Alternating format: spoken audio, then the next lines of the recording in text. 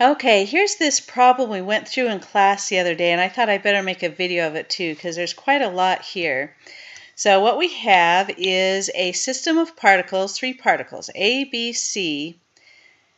They give us the force, the pounds for each particle, so we can turn that into the mass. So take that pound force, 19.32 pounds, divided by 32.2 feet per second squared. So that's going to give us the mass for each particle right there.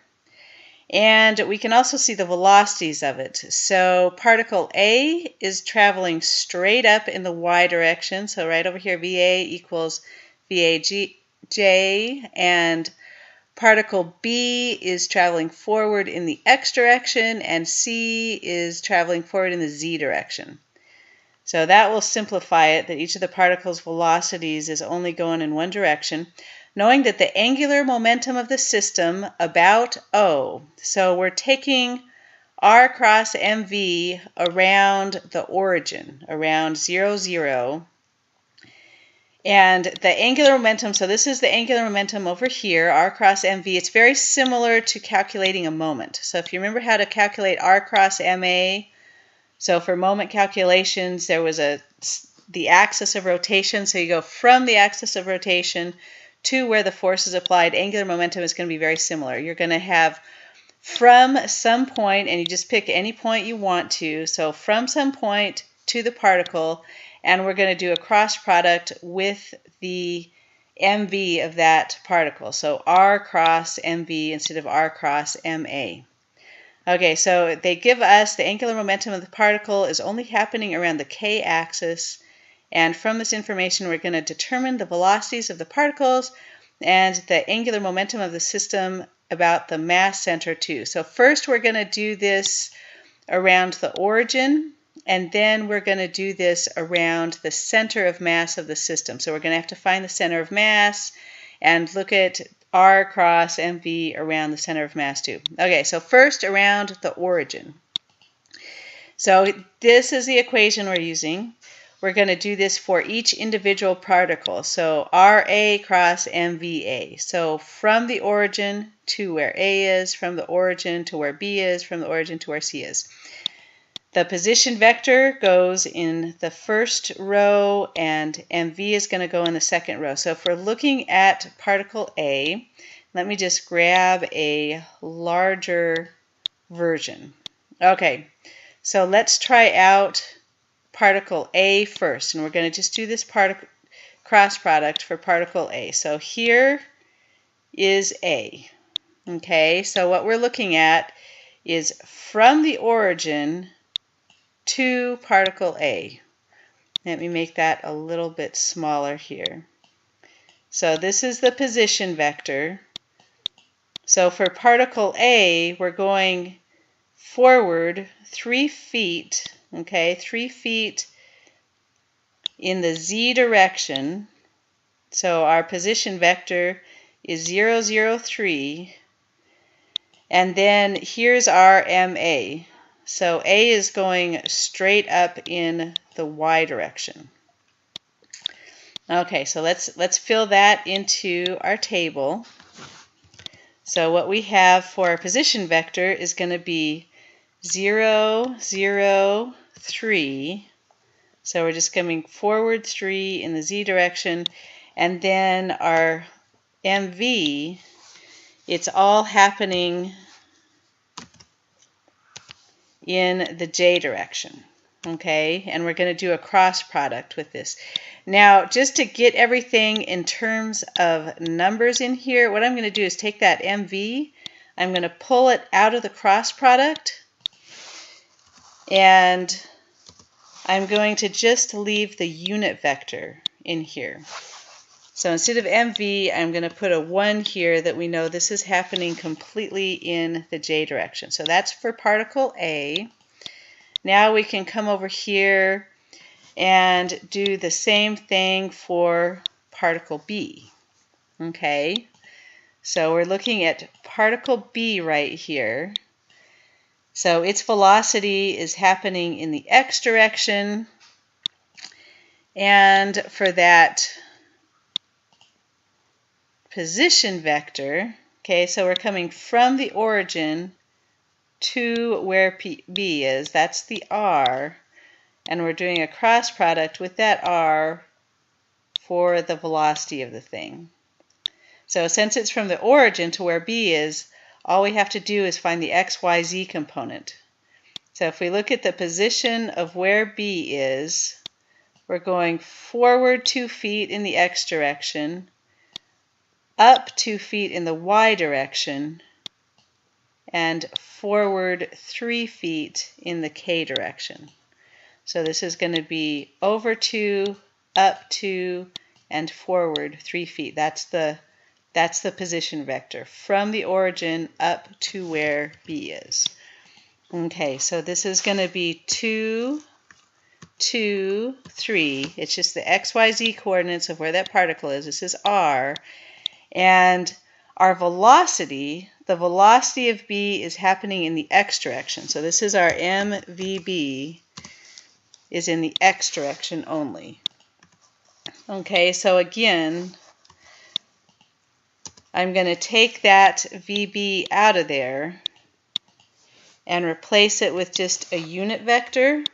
And then at the very end, I can multiply it by that MV. Okay, so there's particle B. So I'll multiply that 1 by MVB at the very end, because we don't know what those velocities are. And then last one, we're looking at particle C. So here is C. And if we look at that vector, so we're going from the origin up to where C is. That's our position vector. That's our RC. And we're going to do a cross product of RC cross VC. And that's happening in the Z direction. So this is in the K direction is where that velocity is going on with. Okay, so it looks like we're going 1 foot in the X direction, 4 feet in the Y direction. So we have 1, 4, and then it's on the wall over there. So 1, 4, 0. And then the mass times velocity is coming forward in the Z direction. So this is my MVC, and there's no velocity in any of the other directions there. Okay, so instead of R cross MA, all of these are just R cross MV. Okay, so we're going to switch this around. So instead of MVC over here, I just have a 1. So I'm going to put the unit vector in there, and then later multiply that by VCM. Okay, so here we go. We've got all of our cross products set up. The next little spot is going to be to do those cross products. And if you remember how to do cross products, so I is yz minus zy, j is zx minus xz, k is xy minus yx. And we can do all of that. So this is the rotation around the x-axis. So it's going to be j times k minus k times j. And then j goes opposite the other one. So we're going to start up here in this corner, k times I minus I times k. I know those are zeros, but I'm going to actually copy these equations down for the other ones. So once we have it in here for one, we can get it for the other ones too. Okay, so that's all those little perpendicular relationships for our cross products. And once we have those equations in for one, Control V, Control V. So I just Control C to copy it, and you can click on these guys and see. So I, there's our I, here's our J, it goes opposite. So we're starting with J22, so just crisscross, multiply those through, and there's for our third particle. So those are that's our 3 cross products. So here's RA cross MVA, here's RB cross MVB, here's RC. And each of these, remember, I substituted 1 for those MV. So each of these is multiplied by MV. Okay, so if you remember what the problem statement said, up here, angular momentum around the origin from these three particles is going to be negative 1.2 k. So that means that everything in the I direction is going to add to 0, everything in the J direction is going to add to 0, and everything in the K direction is going to add to negative 1.2. Let's just look to see where we have the most unknowns. So in the I direction, we have something in I. So this is from the A particle and from the C particle. We don't know either of those velocities, so two unknowns here. Let's see, 0, and then B and C, we have two unknowns in the J direction. And then in the K direction, we have 0, particle B is doing something, and then K is doing nothing. Okay, so this one, the K direction actually is the simplest equation here. So what we have here is the equation. So we have 0 times MVA, okay, and then negative 2 times MVB, see that? And then 0 times MVC, and that's going to all add together to negative 1.2. So if you go through this thing and say, okay, we don't have to worry about particle A, we don't have to worry about particle C, all we have here is negative 2 MV equals negative 1.2. So that's coming off of right here, negative 2 times M particle B, and that's going to add together to our negative 1.2. So that means that our particle VC is just going to be equal to 1.2 over 2m. And the mass that we had here, so I'm going to just say equals 1.2 divided by 2 times, and there's the mass of our particle. Okay, so that means the velocity of particle B is 1. So in fact, I can come up here and I can say that MVB is equal to, right, there's our mass times, and our velocity for B is 1. Okay, so that's our MVB. Now let's look at everything happening in the J direction. So the stuff that's happening in the J direction, we have 0 from particle A. So here is, let me just highlight what's going on here. So 0 from particle A, right? And then we have 3 MVB minus 1 MVC. And this time, everything is adding together to 0. It said there was no angular momentum around the J-axis. So if we just rearrange this equation, we get VC is equal to 3 VB. Okay, so VC is equal to 3 times VB. So there is the velocity of particle C. And the last thing we're going to do is add everything around the I-axis. Okay, so that is this stuff going on. So we have negative 3 times VA, so that's 3 VA, and this is just coming from that cross product, 0 times 1 minus 3 times 1, so negative 3. And then there's nothing happening for particle B, and it's 4 for particle C. And this is going to add to 0. So we didn't have any angular momentum around that x-axis. So again, rearranging this equation so we can get rid of B. We know what VC is, right? So we have VC up there. You have 3VA equals 4VC. The masses cancel out because there's masses in everything. So 3VA equals 4VC. So there you go. Plugging it through, we have VA is equal to 4 divided by 3 times what our VC was. So we end up with 4. Okay, so there's the velocity of each of our particles. And I've got these cells linked. So now we have VA is 4, VB is 1, VC is 3.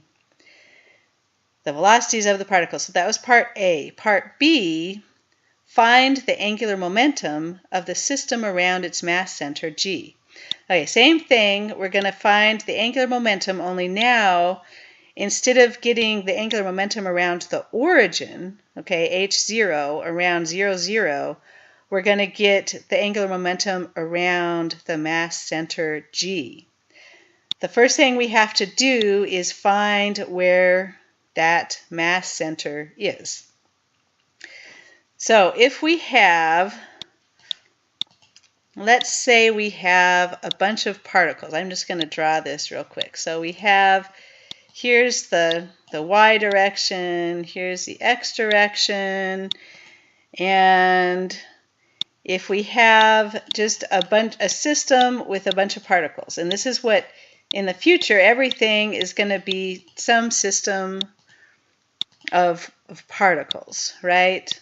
So if you have some object, and that object can be broken into a bunch of elements, and then somewhere we'll have where is the center of the object, okay? So that is G. That's the center of gravity. If you add all of the little particles together and find the center of the thing, that's where the center is.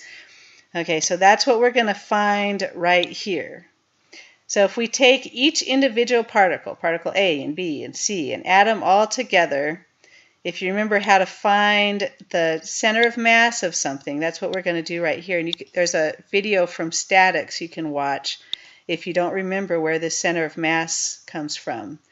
And if you can find the position of the center of mass, if you take the time derivative of each of these, right? So if I just put a dot over all of this, so instead of position, that becomes velocity. So linear momentum, and you can look at how the entire thing is moving. So the velocity of the center of mass is a function of the velocity of each of the individual pieces. Or if you want to look at just the position of the thing, so we're going to be looking at just where the position of the center of the thing is. And to do that, what we need is the mass of each particle. So we calculated what the mass of each particle was up here. That was this guy. So that was our 19.32 divided by 32.2. Okay, so we have, and all the particles in this case have the same mass. Okay, so the denominator of this, MA plus MB plus MC, let's get that, so equals sum of the masses of all those particles added together, so there's the denominator, and now the numerator, we have to multiply each of those by where its position is. Okay, so where's the position of particle A? Where's the position of particle B and particle C? Well, that I'm just going to grab that information from our previous cross product. Okay, so A is at 0, 0, 3. So I'm just going to copy that over. B was at 2, 2, 3. So this is just the x, y, z coordinates of those particles. And C is at 1, 4, 0. Okay, so that's just the x, y, z coordinates of each of those particles. Now to find the centroid, we're going to multiply RA times MA, RB times MB, okay, to get the x, y, z component. So I'm going to say the x component times the mass. And for this thing, let me zoom in on it. If you use a dollar sign, because we're going to keep the same mass, that's F4, automatically adds a dollar sign to this. Then I can take that equation and just multiply it across. So this is J times the mass and K times the mass. And we're going to do this for each particle. Okay, so R times M. F4 adds dollar signs. And this is all the little I components, so just where the thing is multiplied by its mass. And again, this is this equation right here. So if we add all of these little bits together, okay, so particle A, particle B, particle C, this is going to be the numerator for that. And I'm going to add together all of the J components and all of the K components too. So just copying that summation. So that's the numerator of this. So then to find the center of mass, all I do is there's the numerator, that's all those little bits added together, divided by the total mass. Okay, so same with y. So the numerator divided by the total mass, the numerator divided by the total mass. Okay, so that's the centroid of that system particle. So if we're going to do the XYZ position, that's where it is. Okay, so now what we're doing, let me just draw it here. So before we had our coordinate system and we had our particles, and what we were doing is we were looking at from the origin to each particle. Okay, so when we did r cross mv, it was r, and then the velocity of each of those individual particles.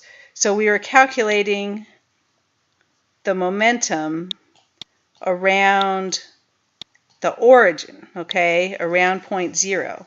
Now, instead of calculating the momentum around the origin, what we're going to do is we found where the center of mass was of these three particles, so somewhere in the middle. And all of our position vectors are now going to go from the center of mass to the particle. Okay, so it's the same MV. All we're doing is we're changing where we're taking the r cross mv around. So we're going to be taking r cross mv with respect to the center of mass, so G. Okay, same cross product as before, we just have a new position vector. We're looking at from where that is. Now, let's come over here and let's say we have, let's call this particle A. Okay, so we can measure where A is with respect to the origin. Okay, so I'm going to call that position of A with respect to the origin. But what we want the position of A with respect to G. Okay, that's what we need for this new moment of inertia. So what we're going to call this vector right here, so from the center of gravity, that's going to be R, and the book just puts a little prime on it. Okay, so now we're looking at its position with respect, not with respect to the origin, but with respect to where the center of the whole system is. Now, if you look at these vectors, we know the position of the center of mass. Okay, we're going to put a little bar over the top of it. So that's what this is. Okay, the center, if we look at the XYZ coordinates of where the center of the whole thing is, okay, that's what this is that we found. That's the center of the entire system. So what we have the center of the entire system, which is 1, 2, 2. That's what we found over here. And we have the position of the particle, okay, RA, that's the position of the particle, but we want this yellow vector. We want the particle with respect to the center of mass, and it turns out it's just going to be the difference between the two. Okay, so add these vectors head to tail, head to tail. Here's the vector from the origin to the center, RG, this vector plus G to A.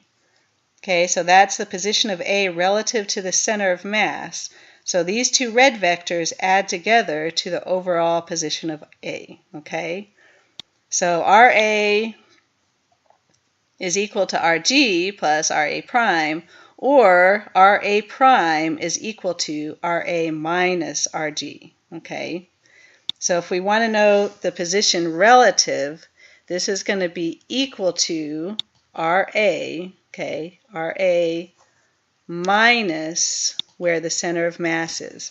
So here is our new position vector right here, which is the distance between A and where the center of mass is.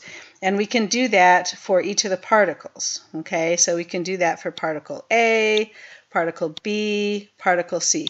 So I have just, for each one, we're going to compare where that particle is to where the center of mass is. Okay, so the relative to the center of mass, we're just taking relative to the origin minus the position of the center of mass. So that's where B is with respect to the center of mass. And then here's where C is with respect to the center of mass. And after you have those new position vectors figured out, it's the same calculation again.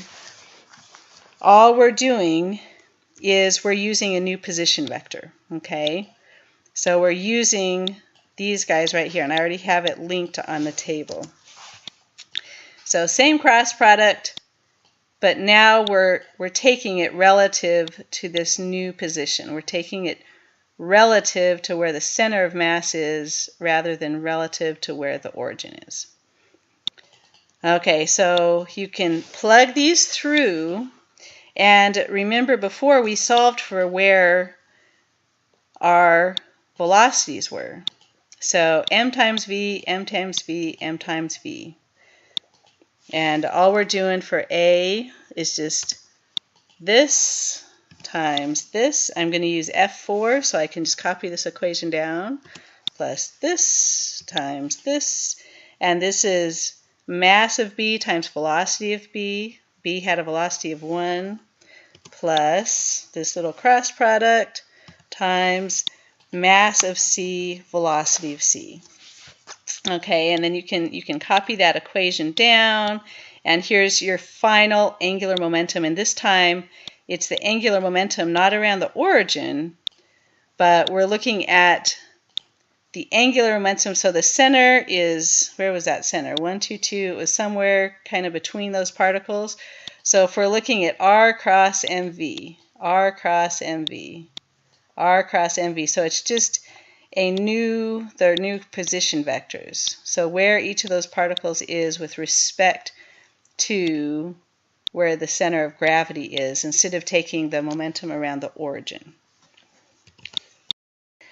Okay, one more little addition that I'm going to do here, and this is just an interesting little relationship and a proof. What we're going to do is one more step. So angular momentum around the mass center, and we had radius as a function of the mass center, mv, mv.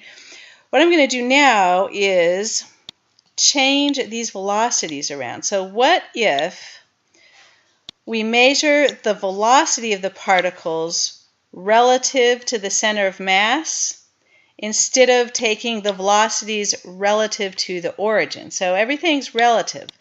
So how would we get the velocities relative to the center of mass? Well, we'd have to find how fast the center of this thing is moving. And again, we're going to see this kind of thing in the future. So for all three-dimensional objects, you don't want to keep track of every little corner and every particle of it.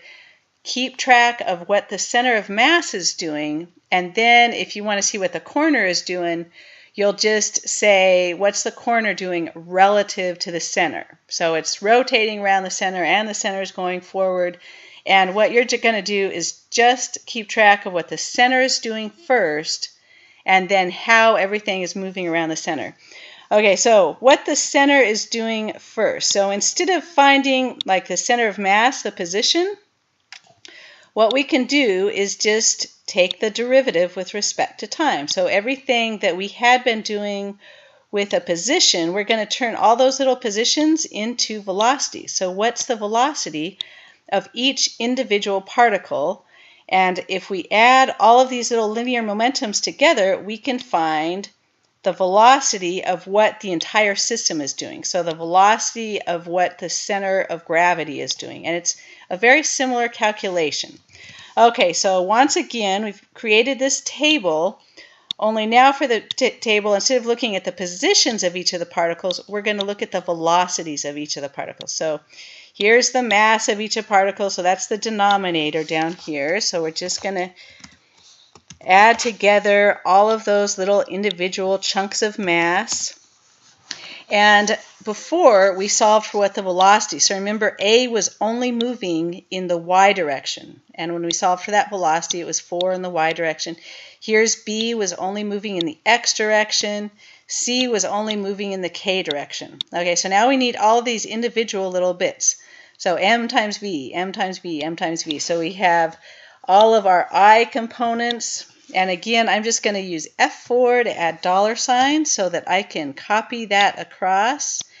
And all of these guys have the same mass, so I can just copy that straight down. So we're just looking at all of the m times v in this table. And Control C, Control V, we're adding all of those individual bits together. Okay, so that's the numerator. So if we want to know what the velocity of the center of mass is doing, we just have to add together all those little bits divided by the total mass of the system. Okay, so each of those little bits divided by the total mass of the system. And there's the k direction, same thing. All of the little pieces divided by the total mass. Okay, now that we have what the center of mass is doing, we want to know what the velocity of each individual particle is with respect to the center of mass. So remember how we did this with the positions? It's going to be very similar. So we have the velocity of each particle relative to the origin. We have the velocity of the entire system, so what the center of mass is doing. And to get the velocity relative, it's just subtracting it out, okay? So the velocity relative to the origin minus the velocity of the center of mass. The difference between those two is what the particle is doing relative to the center of the thing. So there's relative to the center of the thing. And we can do that for each of the particles. So I'm just going to grab where the center of mass is for each of those particles and grab what the velocity of each of those particles was, and we're just subtracting it out, right? So Control C, Control V, Control V. So we're just finding that's the velocity of B relative to the center and the velocity of C relative to the center.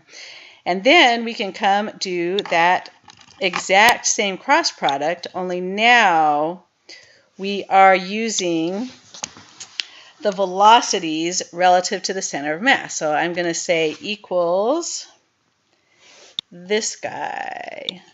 So we're just putting all of these relative to velocity. So this is for particle A.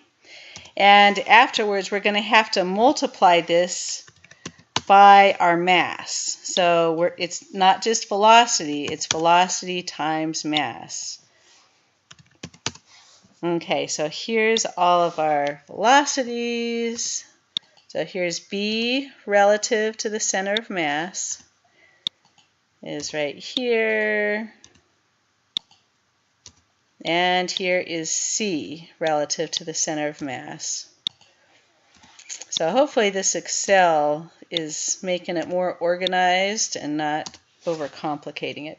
Okay, so there's all of our velocities. And I'm going to grab those same position vectors we have before. So if I just zoom out and then I'll zoom in again. So I'm just grabbing the same. So this is from the center of mass to where the particle is. So not from the origin, from where the center of mass of the whole system is. So once again, we're taking the angular momentum around the center of mass, not around the origin, around the center of mass. Only this time we're going to use the velocity relative to the center of mass instead of the velocity relative to the origin. So here's our cross product. I is J times K minus K times J. And here's our J goes backwards. Don't forget that J goes backwards. And you can watch those statics videos if you don't quite remember cross products, and it's very similar to just calculating moments. Okay, so here's I times 2 minus K times J. Here's J. K times I minus I times K. And here's K. I times J. Or we can just copy and paste this over. Okay, so there's all that. And then we're going to multiply all of these by our mass, which is 0.6. So here's our I component, okay? So we have equals this times this. And here's our particle B times this. I'm putting dollar signs in so I can copy this equation down, plus this times this. Okay, so if I copy these down, what we get is, do you remember what we got last time? 1.2, 0.6, 2.4. And that's exactly what we got before. So that's just kind of an interesting result, that when you're taking the angular momentum around the center of mass, it does not matter if the velocity is measured relative to the origin or if the velocity is measured relative to the center of mass. Maybe I'll give you some extra credit if you can prove why that would be. But in the future, we'll have not just a group of particles, but we're going to have like solid objects rotating around, and that's what we're going to do. We'll keep track of what the center of the thing is doing, and if we want to know what a corner is doing, we'll have this, what the center is doing, and then what everything is doing relative to the center if you want some particular piece of it. Okay, hope that wasn't too horrible. Just remember, it is very similar to moments, right? So you remember in statics, you'd add all the forces, Fx goes to 0, Fy goes to 0, Fz goes to 0, and then you do the same thing with the moments, right? Moment around the x-axis, y-axis, z-axis. It's the same thing with angular momentum. So you can add together all the linear momentums if you have conservation of mv. And to give yourself just an extra equation, you can then also add together all the angular momentums. And this is going to happen in ijk direction, just like force is in ijk direction. The moment, this is a vector. A moment is a vector. That vector describes the axis it is rotating around. Okay? So same with angular momentum. It's just a velocity. Velocity comes in ijk components just like force comes in ijk components. So it's very similar. So just remember everything you did in moments, and its angular momentum is very similar. Okay, let me know if you want to see some other examples.